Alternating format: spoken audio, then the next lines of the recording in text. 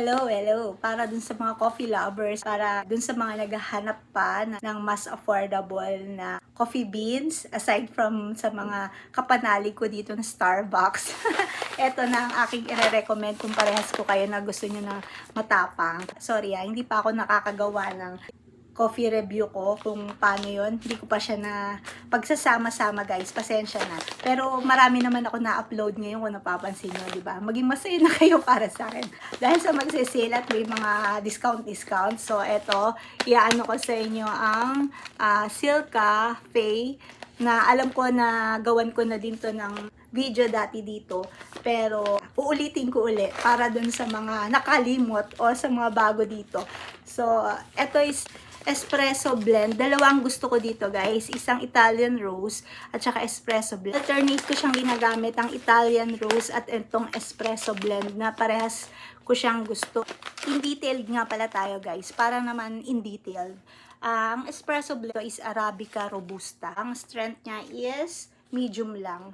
Tapos, ang rose niya is dark. Kasi nga, mahilig ako sa dark rose. So, since na kung kayo yung mahilig din kayong magawa ng mga cold coffee, maganda din siya na ganito ang blend na gagamitin nyo. Pero yung tapang, ganon, hindi man siya kasing tapang, pero may kick siya. Pero hindi siya yung tipong pag ginanon mo is andon na malakas, ganon. Pero halos parehas. Kumbaga, pwede mo na siyang alternative kung gusto mo ng ganong feeling.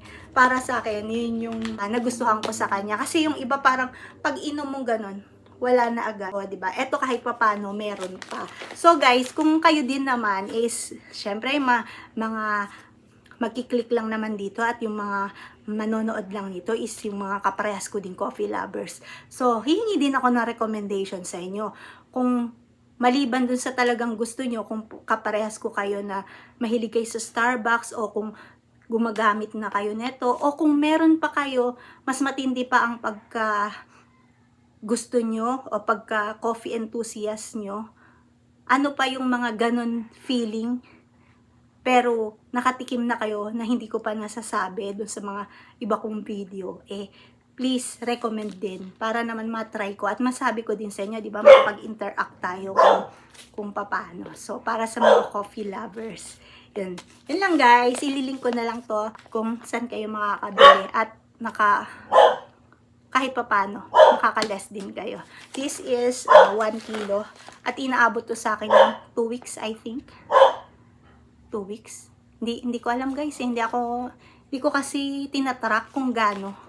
Kasi ilan din kami gumagamit. 2 kami ng anak ko. Minsan pag andito yung isa kong anak na wala na dito, 3 kami. Pero most of the times, gano'n. Matagal din naman siya. Depende kung gaano kayo kadalas gumamit.